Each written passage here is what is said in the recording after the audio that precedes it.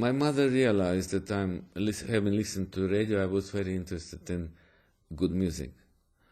And then one evening, I was falling asleep on my tiny bed. We had an 8 square meter room in Moscow. 8 square meter, 2 by 4.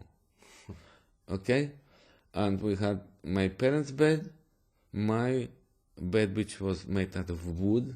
It was a wooden bed, and the table at the window. And eventually we brought in an upright piano near the door. It was just covering the door halfway through. Eventually. That's my mother said as I was falling asleep, "Would you like to study some music?" I said, "Yes." "What instrument would you like to?" I said, "Piano." My father's pianist. Of course, piano. So the next day she took me to a piano teacher. Just like that. She found out some name of a piano teacher, took me there. And then in about 1 month or 2 months I played some pieces. She couldn't believe I could play it so fast already. Unbelievable. Then she took me to a school, and so it started. When my father was away at that point, he comes 2 or 3 months later. He always went for long tours with his light music teams, so to speak. Because he accompanies singers and dancers and jugglers and heaven knows what. Unbelievable. He comes back and says, "Father, I can play," and start playing. He was absolutely astounded. He was quite happy, actually. Anyway, that's how it started. And in 1957, we were given a private apartment of 2 rooms from the government. And we had a bathroom for the first time in my life. I went to a bathroom. Bathroom, with a bath. Before I had to go to public baths with my father. And when my father was on tour, which he usually was on tour for weeks and weeks, I had to wash in the sink just to splash water over me. That was my life.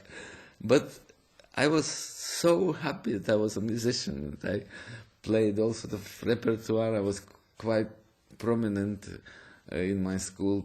I was invited to play at school concerts all the time.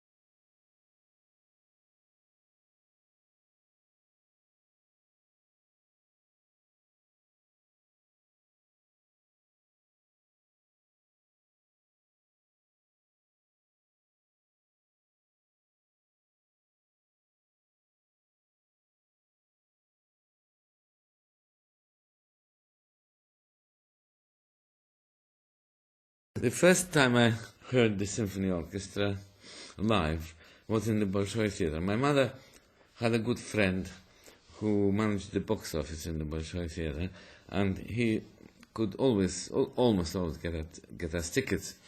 And so once my mother took me to an afternoon performance of Tchaikovsky ballet, and I can't remember what it was.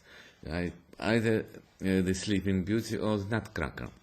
And I remember that our seats were just about over the pit. And as I remember, I never looked at the stage. I looked at the pit all the time.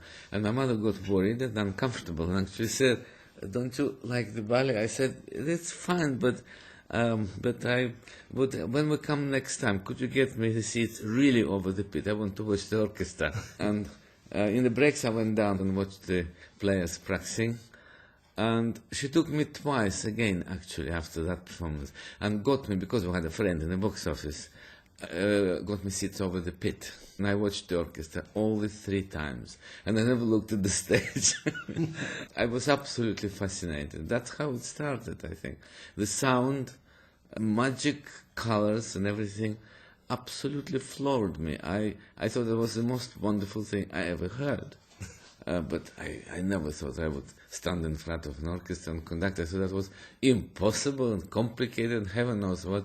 But that was my strongest musical impression of my childhood, was the symphony orchestra.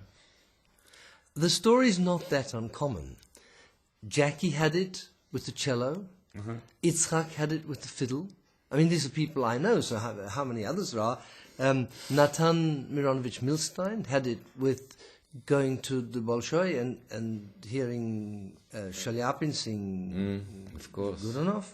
What is it in music that can so penetrate the heart and soul that it affects a young child so he spends the rest of his or her life pursuing the mysteries of that magical moment? What is it? I don't know. I think about it all the time.